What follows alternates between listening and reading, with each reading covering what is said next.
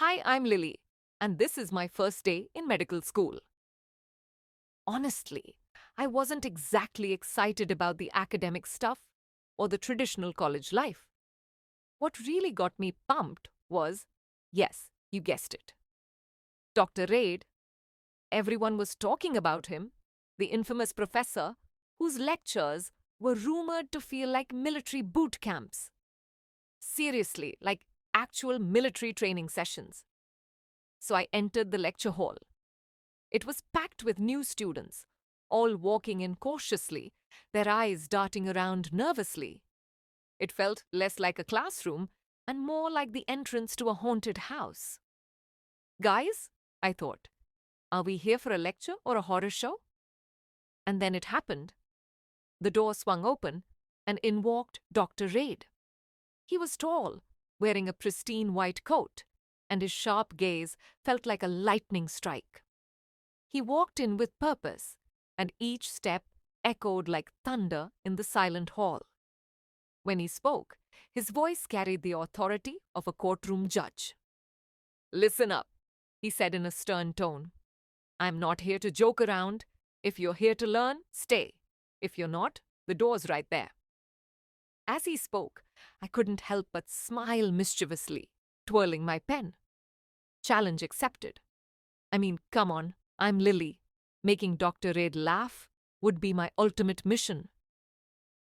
I leaned over to the girl sitting next to me and whispered, "Betty loves scaring us more than teaching us."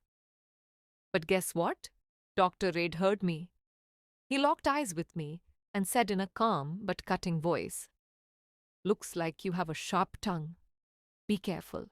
Kind words won't always save you." The class burst into laughter, but I, Lily, wasn't going to back down. Game on, Doctor. Raed. The next day, I decided to stir things up. I arrived early and wrote on the board, "Dr. Raed, the man who never laughs." The students waited eagerly, knowing full well Dr. Raed wouldn't let this slide.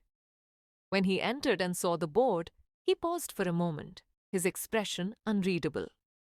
Then, without a word, he calmly erased the message. "Whoever writes on the board," he said with a faint smirk, "should be ready to answer deep questions, not repeat the obvious." I laughed to myself. "All right, Dr. Raed, consider it a joke." The game was heating up. It felt like an invisible battle between me, Lily, and him, each of us trying to outsmart the other. Then came exam day. The test was tough, filled with tricky questions about the heart and its functions. But there was one question that stood out. How do emotions and fear affect heart rate? I couldn't resist. My answer? Emotions can increase heart rate, but when Dr. Raed is around, the fear spikes it even more. That's the real explanation for how he impacts us. When I submitted my paper, I caught him chuckling for the first time. Trying to hide it, he commented, "Clever answer, Lily, but remember, humor won't always save you." The class was stunned, and then burst into laughter. Victory. I knew I'd won this round.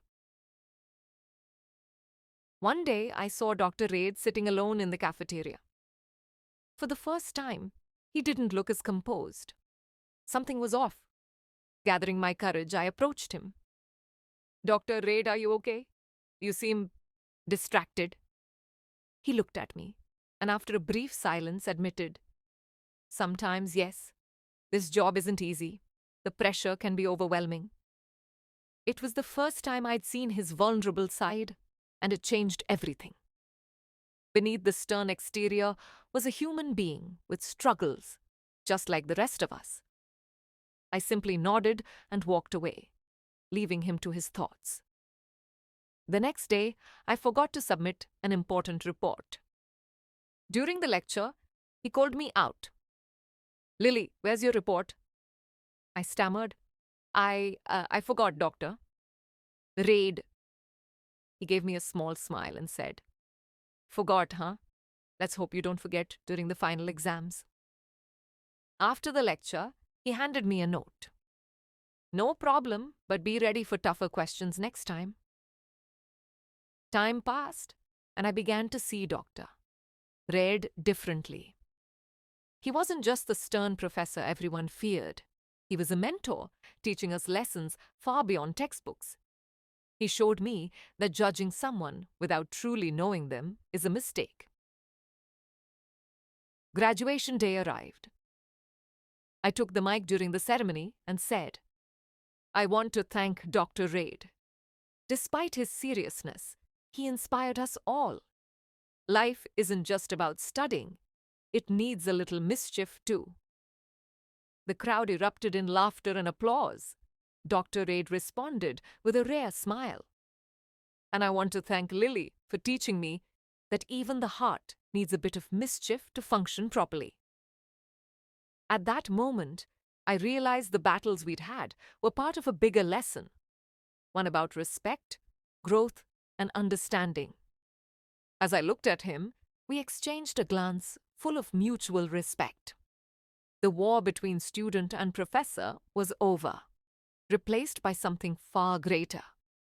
A bond built on appreciation and shared humanity. So, that's the story, folks. If you enjoyed it, let me know in the comments. I love writing stories, and I'd be thrilled to share more. Don't forget to subscribe to my channel for more fun content. Bye for now.